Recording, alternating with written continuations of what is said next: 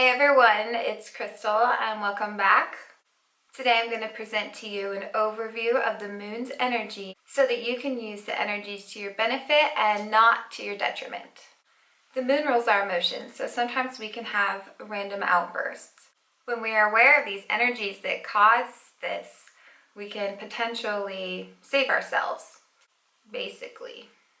At least try to not better succumb to its power. The moon is the closest extremely large object to us in the sky, and it is incredibly powerful.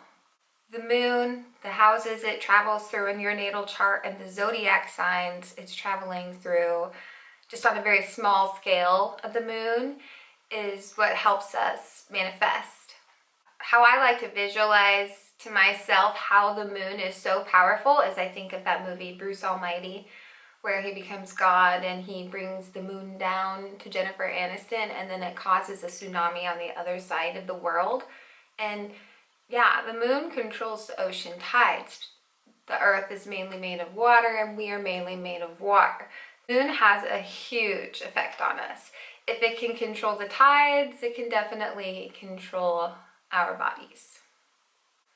You can manifest so much quicker whenever you utilize the moon and the zodiac signs in your houses than you can just manifesting on its own. Planets in the zodiac are going to be there, whether you want them to be there or not.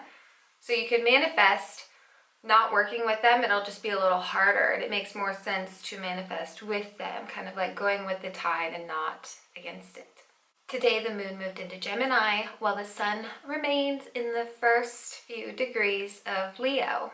While the sun and moon are in these signs for everyone as a whole, you're going to want to look up your natal chart. So I'll leave a link down below of a video I have of how you can look up your natal chart and a website I like using so that you can see what houses the sun and the moon are in for you, because that'll give you a better idea of how these energies are going to affect you in your life and what areas you need to pay attention to the most, what might have something going on in them this weekend. When you find out what house the moon and the sun are in, you'll have to just look up what the transit moon means for that house until I can get a video up for you on what that house means. You can look up everything about the house, just, third house natally, just look that up and get to know that house, because you're going to want to get to know all the houses eventually, and I'm working really hard on getting a video up. I know it doesn't seem like it, but I have so many videos to make. I just need to film them. So you'll have to just look those up on Google until I get a reference video for you on the houses in astrology. Gemini is a very playful sign, and Leo is very childlike. You may find yourself laughing a bit more this weekend and maybe being open to doing more activities that you normally wouldn't do because you might feel too tired or too old. You'll just have that little spark inside of you that's just like, it's just there, but you're not even thinking about how you wouldn't be doing this normally. You're just gonna get up and do it. Like, you see the jump rope, you haven't jump roped in a while, you feel like trying it.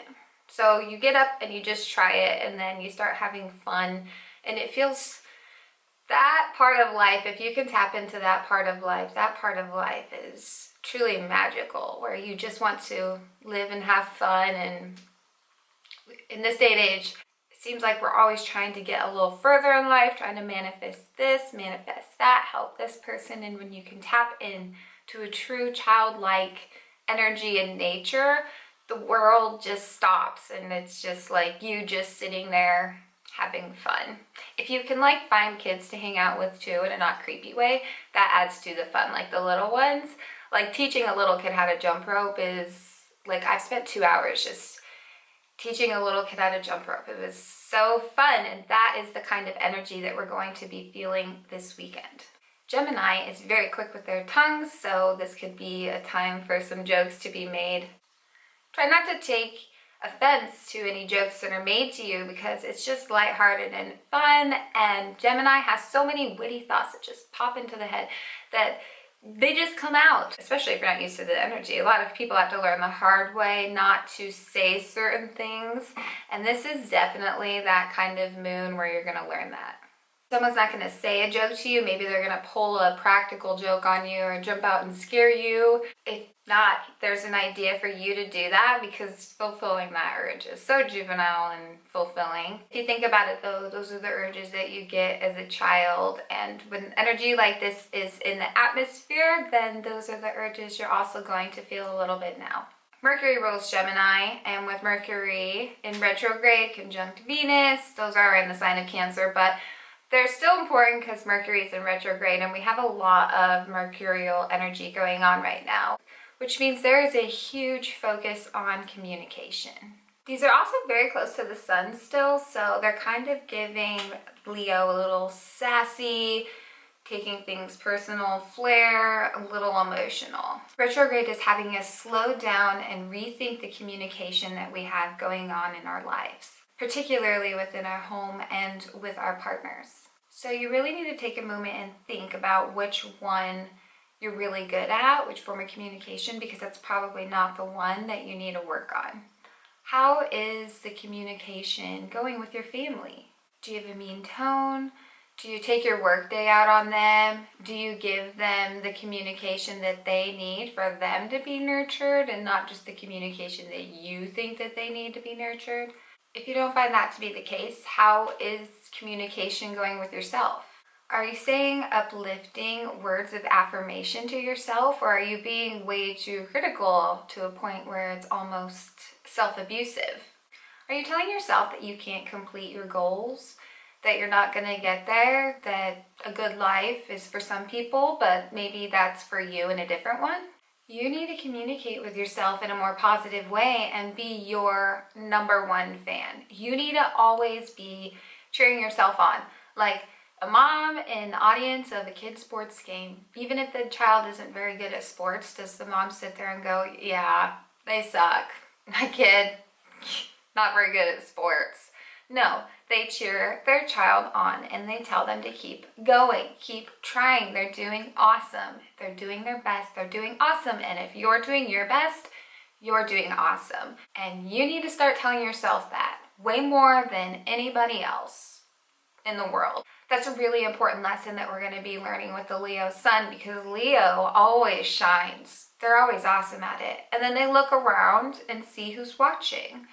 And we're going to learn to just be ourselves and shine when no one is watching. And we're going to keep shining anyway.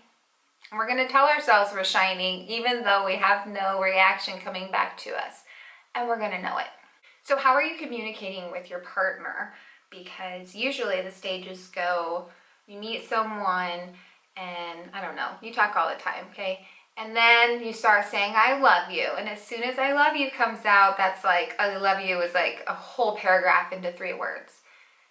And I love you still has so much meaning to it, but it's like a necessary word that you'll say to your loved ones that doesn't have that much specialness to it after the first couple of times you've heard it or said it. You know what I mean? Do you say anything to your partner besides I love you? Do you just send random little messages?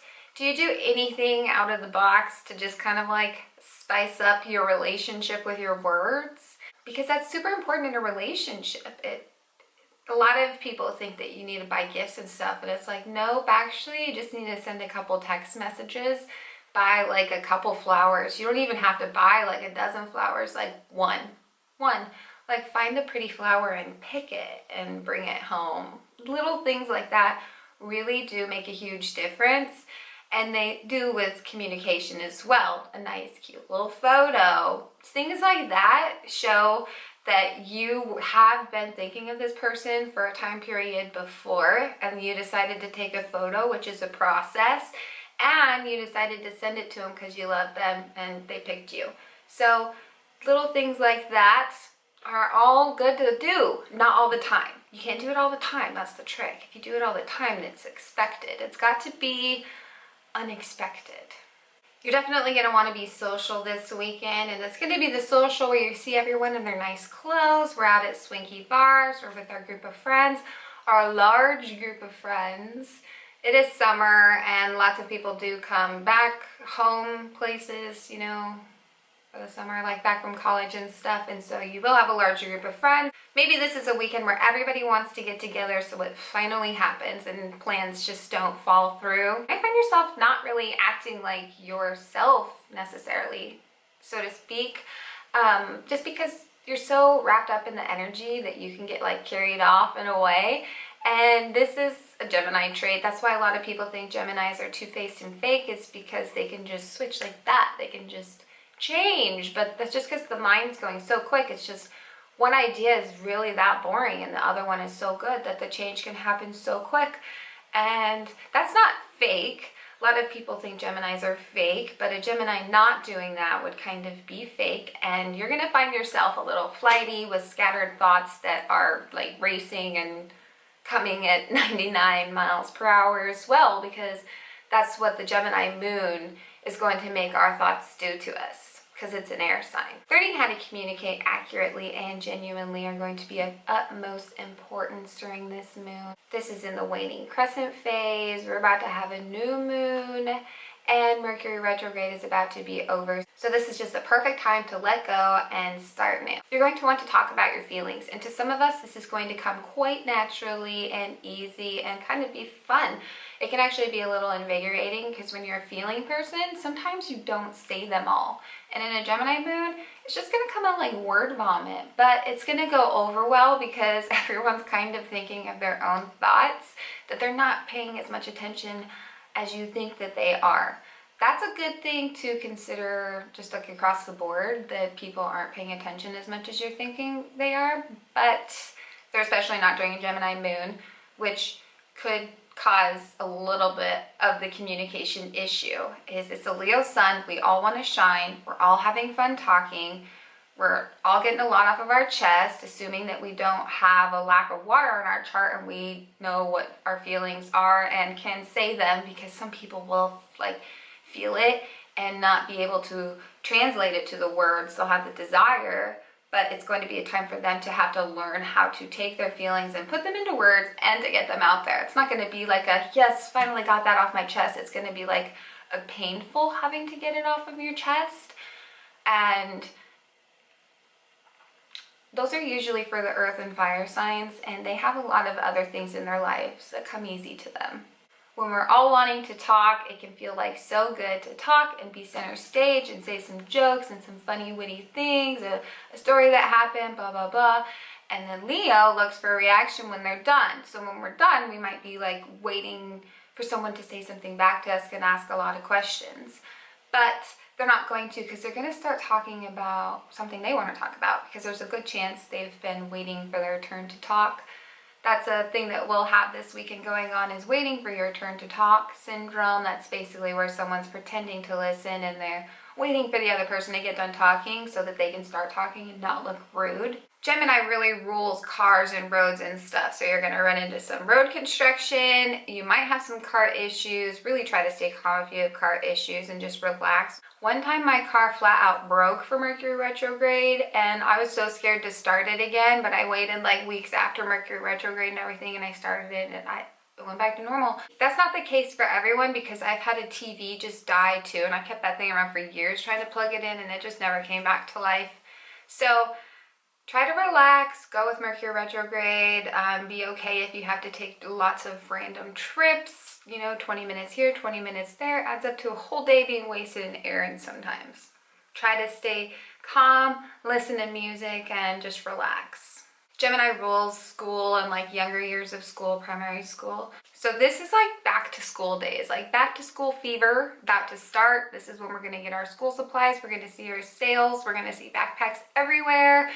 We're going to remember that summer doesn't last for forever and school's going to start. People are going to like pack back up and go to college, get excited for that stuff. So good luck to you if you're going back to school. I love learning actually, so have fun with it. This is like the best part of the year, buying school supplies, buying all the fun stuff, and then like the first couple of weeks of school using it all is so much fun.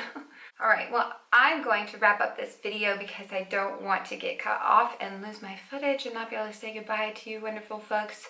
So I am going to sign off, and I will see you in my next video. Thank you for watching my video, and namaste.